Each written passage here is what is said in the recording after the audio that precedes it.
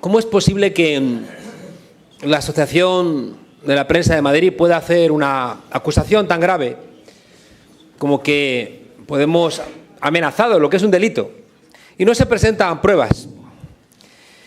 Y quizá de las cosas que más me ha sorprendido no es el comportamiento de la Asociación de la Prensa, acostumbrada a hacerse fotos con reyes, con dictadores, con presidentes. Me ha llamado la atención hoy que cómo es posible que alguien que escribe tan bien como Vargas Llosa sea tan canelo cuando opina de política. Porque Vargas Llosa ha dicho que seguramente no ha habido ningún ataque tan brutal a la libertad de expresión en España como lo que ha hecho Podemos, salvo quizá, no está claro, ETA. Y yo creo que alguien que es tan brillante, capaz de escribir Conversación en la Catedral o La Fiesta del Chivo, si alguien puede decir algo tan canelo, he tardado tiempo en buscar el adjetivo para que fuera culto.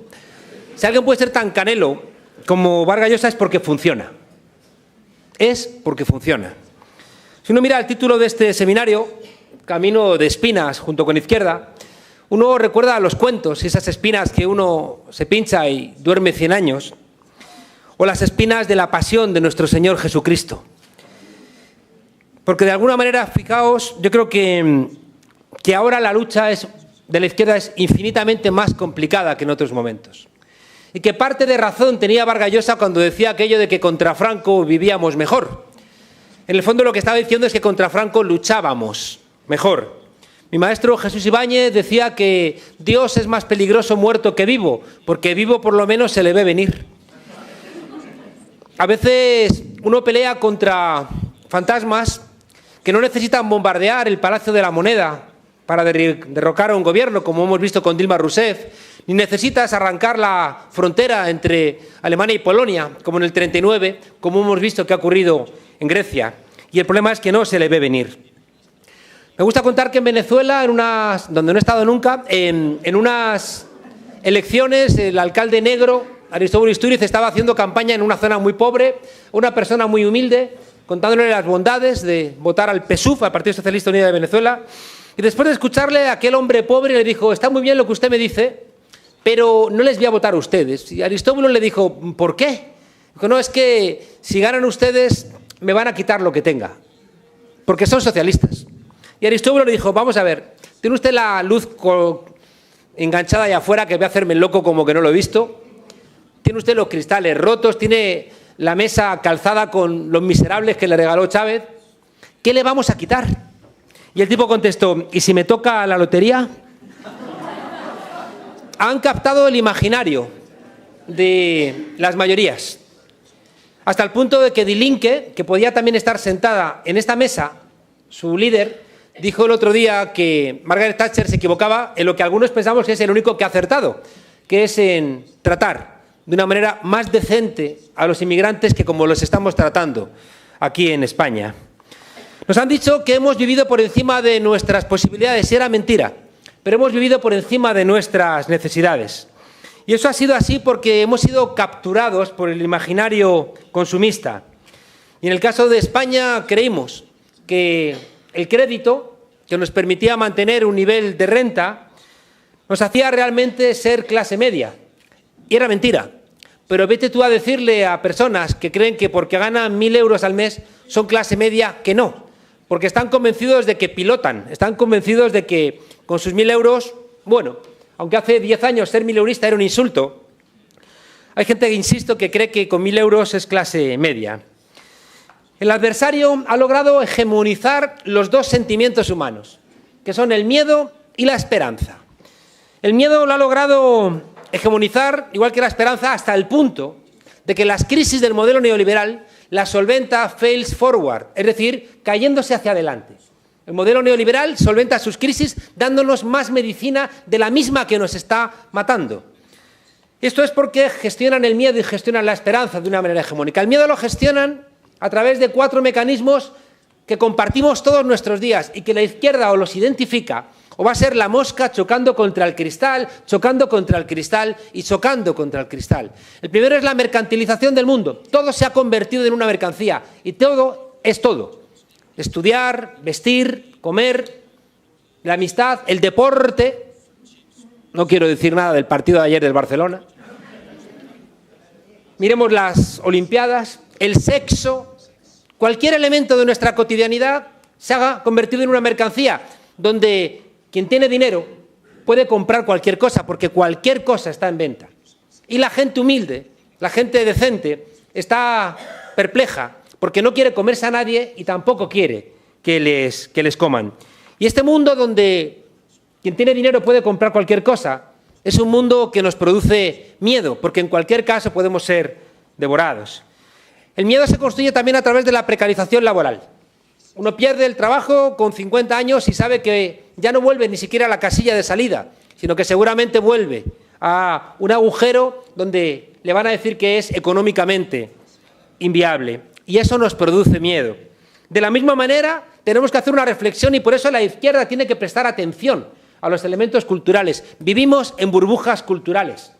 Vivimos en burbujas donde creemos, gracias al desarrollo tecnológico, que somos autosuficientes. Y ya no es solamente que no sepamos de dónde viene lo que nos alimenta, el agua que nos hidrata y a dónde va la basura que producimos, sino que cometemos el riesgo de pensar que podemos sobrevivir sin siquiera saber cómo se llaman los vecinos de nuestro propio bloque. Esas burbujas culturales nos aíslan, nos fragmentan y nos generan igualmente miedo. Añadid, si os parece bien, que el sistema gestiona nuestras incertidumbres. Sigue gestionando las religiones, sigue gestionando los ámbitos donde se nos ofrecen respuestas a nuestras incertidumbres. Y fijaos que el hecho de que el Papa les esté saliendo de alguna manera alternativo, yo siempre digo que la razón más evidente de que este Papa nos ha salido bueno es que la frase que más repite todo el mundo de él es «este va a durar poco». Creo que si uno ve cómo desde la CNN se está diciendo que este Papa es bolchevique, creo que encontramos explicación de este tipo de cuestiones. Y fijaos que estas burbujas culturales nos convocan aquí hasta el punto de que desde el año 1945 los grandes capitales tienen encuentros donde gestionan cómo va a ser la marcha común de sus intereses, mientras que nosotros todavía somos incapaces de encontrar espacios de encuentro que vayan más allá de nuestros ámbitos, a lo sumo del Estado nacional. Mientras que ellos tienen, ya digo, encuentros constantes donde acuerdan la marcha de sus cosas comunes, nosotros tenemos profundas dificultades para encontrarnos en ninguno de los espacios. Vengo de Bruselas y ¿qué les voy a decir a ustedes del Frente Judaico de Liberación y del Frente de Liberación Judaica? Pero ya no solamente dentro de las fuerzas políticas de la izquierda europea, sino dentro de los propios grupos parlamentarios que representan a nuestras fuerzas. Creo que es muy importante entender, ya digo, que este miedo gestionado de manera hegemónica tiene al lado otra cosa que a mí me parece terrible, y es que también gestionan la esperanza. La izquierda no tiene una utopía, no tiene una idea de salvación, no tiene una idea de felicidad, y el modelo neoliberal sí. El modelo neoliberal es un modelo donde se nos invita a todos a ser empresarios de nosotros mismos, donde todos tenemos que vivir la vida de una manera individual, como si fuéramos una empresa en competencia con los demás e invirtiendo en nosotros mismos. Y todo lo que hacemos es una suerte de inversión para ser rentables en alguno de los muchos mercados en los cuales desarrollamos nuestra cotidianidad. Pero es que ellos tienen también la gestión de la esperanza, porque nos prometen a cada uno de nosotras y nosotros convertir cualquier deseo que tengamos en un derecho, siempre y cuando ese deseo se mercantilice. Oía el otro día una pareja homosexual de hombres que decían que tenían el deseo de ser padres. Y el deseo de ser padres, ellos decían que era un derecho. ¿Y el derecho cómo lo conseguían? Con vientres de alquiler. Es decir, que entendían que la única manera de satisfacer su deseo imposible, porque son dos hombres, se convertía en un derecho que ellos reclamaban con la fuerza de lo que consideraban que era justo y reclamaban, para que ese deseo se convirtiera en un derecho, tener la posibilidad de comprar un vientre convirtiendo a las mujeres en úteros mecanizados.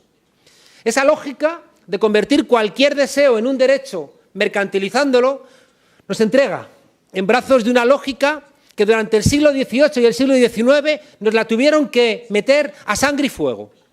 Si leemos a Karl Polanyi, La gran transformación, vemos que el modelo capitalista se impuso a sangre y fuego. Para que trabajáramos tuvieron que esclavizarnos, tuvieron que hacer leyes de vagos y maleantes, tuvieron que obligarnos a trabajar a como fuera después de robarnos cualquier posibilidad de sobrevivencia comunal. Tuvieron, ya digo, que utilizar la violencia en cualquiera de los aspectos para ir colocándonos esos valores capitalistas. Pero hoy esos valores se han convertido en un sentido común. Y aquí hay un elemento que o lo entendemos o no vamos a ningún lado. Alberto Damasio, un neurobiólogo, lector de Spinoza, entendía que lo único que puede frenar a un sentimiento es un sentimiento de la misma fuerza. Y que la única manera de vencer a un sentimiento profundo es colocar al lado un sentimiento de la misma magnitud. De manera que a este sueño utópico, neoliberal, de consumo infinito, donde la gente al final le resulta más complicado cambiar su dieta que soñar que vamos a ir a veranear a Marte. Y por eso dice Fredric Jameson que nos resulta más fácil a cualquiera de nosotros imaginar el fin del mundo que el fin del capitalismo. Porque uno puede imaginar que viene un meteorito y lo manda todo al carajo, mientras que somos incapaces de representarnos cómo sería un mundo al margen de la mercantilización, ya digo, de todas nuestras relaciones. Quiero plantear todo esto porque quiero dejar claro que la lucha es muy complicada, porque luchar contra un deseo es bien complicado. Y una de las cosas que yo aprendí en América Latina, donde nunca he estado, esto me recuerda cuando hablo públicamente del periodista Pantuflo y digo, cuando un tonto coge un camino, el camino se acaba y la gente termina, pero el tonto sigue, ¿no? Está muy bien. Fijaos que todas estas lógicas que os decía, que es difícil colocarlas desde el ámbito local, nos las han colocado en buena medida desde el ámbito supranacional. Una buena parte de estos valores, de estos miedos y de estas esperanzas nos las han colocado a través de la Unión Europea. Una Unión Europea donde hemos entrado muy tarde en el mundo del bienestar y hemos salido muy pronto. Y os dejo para la reflexión, lo han planteado mis compañeros, en qué medida, y no deja de ser algo curioso, los tres países que hemos salido más tarde de las dictaduras somos los tres países donde está habiendo la posibilidad de pensar una alternativa. Portugal, España y Grecia. Hay que preguntarse por qué. Y creo que tiene que ver con que ha existido una recámara de enfado precisamente porque no hemos tenido tiempo de alguna manera, caer rehenes, ¿no?, de este juego consumista, porque entramos demasiado tarde en el Estado social y hemos salido demasiado pronto. ¿Qué ha ocurrido en España muy peculiar?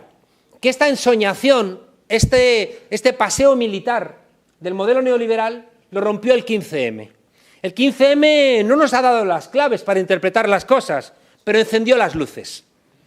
El 15M no traía ninguna respuesta, pero traía dos preguntas muy inquietantes, como esas preguntas que hacía Bertolt Brecht que te hacían pensar, ¿qué es robar un banco en comparación con fundarlo? El 15M hizo dos preguntas. ¿Por qué no me representas? Que es sencillo. ¿Y por qué me tratas como una mercancía en manos de banqueros y políticos corruptos?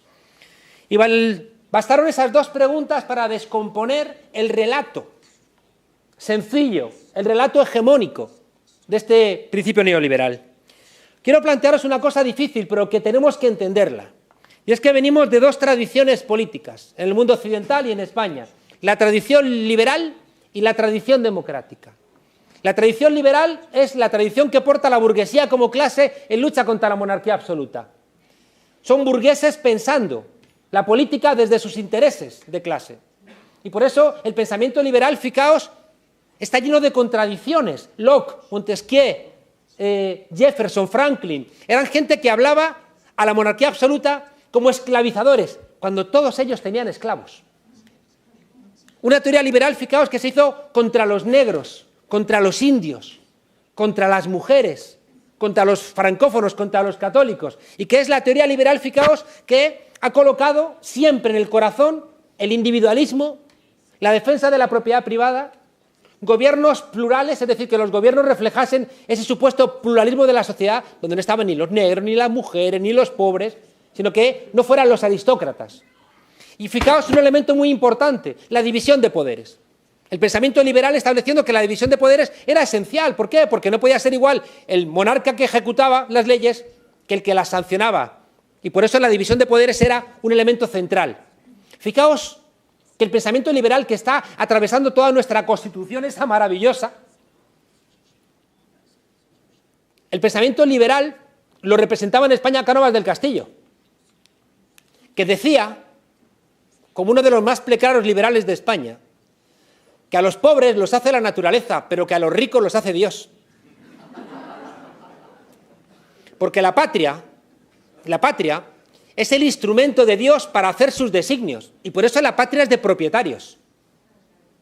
Y por eso, fijaos, tuvo que construir esa gran mentira de anclar a España en la noche de los tiempos visigodos, pintando Isabel II esos cuadros de reyes visigodos, que después uno de ellos, Bono, los rescató del Museo del Prado y los colocó en el Parlamento como si un tipo que fue 3 meses rey en Toledo fuera rey de España. En cambio no está Boabdil, no está ningún rey árabe, para enfado de Alberto. Mirad, la tradición liberal siempre ha estado enfrentada a la tradición democrática, que tenía como valores principales la soberanía popular, la justicia y la igualdad. Y siempre han estado peleándolas, porque una la aportaba la burguesía como clase, mientras que la otra la aportaban los sectores populares. Y han estado siempre peleándose. Cánovas del Castillo estaba en contra del sufragio universal. A lo largo del siglo XX, la tradición liberal se fue contaminando de la tradición democrática, y la tradición democrática se fue contaminando de la tradición liberal. Son nuestros estados sociales y democráticos de derecho. Son democracias liberales, donde se moderó un poco el conflicto de clase, donde se moderó un poquito el conflicto de género, donde se agravaron los conflictos de raza. Pero se habla todo el mundo 20 minutos, ¿por qué a mí me...? No seas malvada, déjame a mí también 20 minutos. Bueno, o no, o me callo, no sé. Ya, no sé qué contar. Bueno, decía que moderó, o sea, el conflicto de clase, redujo tímidamente el de género, ignoró el conflicto de raza o lo empeoró el conflicto de la naturaleza y generó un nuevo conflicto que es con las generaciones futuras que no tienen donde van a poder vivir. ¿Qué es lo que quería trasladaros con esto? Fijaos, que como vivimos en sociedades capitalistas, que son sociedades atravesadas por conflictos y por crisis, cada vez que ha habido una crisis económica en 1929, en 1973 o en 2007, invariablemente esa mixtura de pensamiento liberal, de praxis liberal y praxis democrática se ha solventado con un divorcio a la fuerza de la parte liberal respecto de la parte democrática. Y en 1929, en el 73 o ahora, nos encontramos como los portadores del pensamiento liberal les sobra la parte democrática. Y hacen reformas laborales, y hacen acuerdos para garantizar la tasa de ganancia de esos sectores, y les sobra cualquier tipo de legislación colocada por los elementos democráticos, que es lo que decía nuestra compañera que está en nuestra Constitución, porque habíamos ganado la Segunda Guerra Mundial, y por eso están ahí. Pero cuando se han sentido fuertes, el presidente de la patronal francesa puede decir hace 8 años, hay que sacar de la Constitución francesa todos los artículos que metió dentro el Consejo Nacional de la Resistencia, porque les sobra. ¿Qué quiero plantear con esto? Que cada vez que hay un divorcio de la parte liberal respecto de la parte democrática, hay un enfado social. ¿Por qué? Porque las mayorías ven perjudicado su modo de vida, invariablemente, en el 29, en el 73 o en el 2007. ¿Y qué ocurre? Ocurre que aparece el momento populista. El momento populista es un momento de enfado de las mayorías que de repente, cuando tenían las respuestas, le cambian las preguntas. O cuando de repente tenían, no voy a decir un póker, pero tenían un full, de repente van y le dicen, no, esas cartas ya no valen. ¿Y cómo se enfada la gente? Se enfada la gente entre un ellos y un nosotros. Recordad que ese enfado lo expresó Sarkozy, Merkel y Obama cuando a raíz de la quiebra de Lehman Brothers dijeron hay que humanizar el capitalismo. Porque estaban convencidos, fijaos, que la gente iba a salir a la calle a colgarlos de las farolas. Estaban convencidos. ¿Por qué? Porque cada vez que hay un divorcio del liberalismo desde la parte democrática, por ejemplo, empeorando las condiciones materiales de vida de las mayorías, la gente se enfada. ¿Qué ocurrió? Y por eso os digo de las dificultades actuales, que la gente no se enfadó. Voy a terminar intentando hacer un resumen de lo que quería contaros, que es imposible. Cada vez que hay un momento populista, el sistema va a buscar 4 soluciones. La primera, lo han planteado mis compañeros, decir que no hay alternativa. La segunda, buscarse uno que parece de los nuestros, pero es de ellos, un populista de derechas. Alguien que agita los excesos del sistema para obtener votos y no cambiar el sistema. Lo hizo Hitler en el 29, con la crisis del 29. Por la mañana agitaba el Tratado de Versalles y por la noche se reunía con Thyssen-Krupp. Es Trump. Aquí lo vieron con claridad y buscaron a Rivera. Claro, les buscaron a Rivera. Lo que pasa es que Rivera no le salió bien y además no les hizo falta porque el PP se recuperó lo suficiente.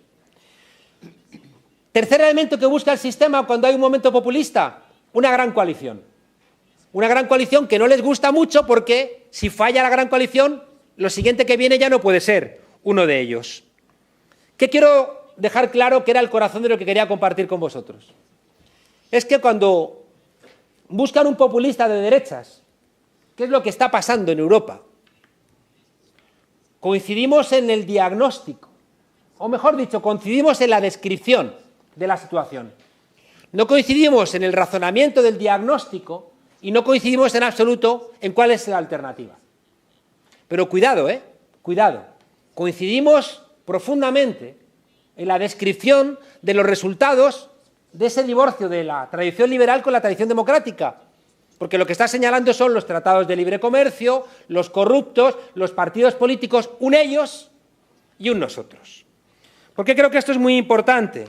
Porque creo que los momentos populistas, fijaos lo que voy a deciros, los momentos populistas, a diferencia de lo que ha sido la tradición de la izquierda, no son momentos de vanguardia, son momentos de retaguardia.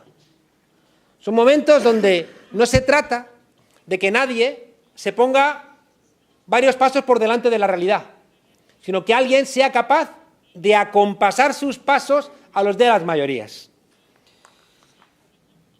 Y es el corazón de la discusión que tenemos en España. Y creo que es la discusión más importante que nos enseña el 15M. Y es que fijaos, y con esto de verdad que termino, en los 3 momentos de crisis del sistema en Europa, en el 29, en el 73 y ahora, ¿sabéis qué ha ocurrido en España? Que hemos tenido la magia de poner a dialogar los sectores populares con las clases medias. Lo hicimos en el 31, en el momento de la crisis del 29.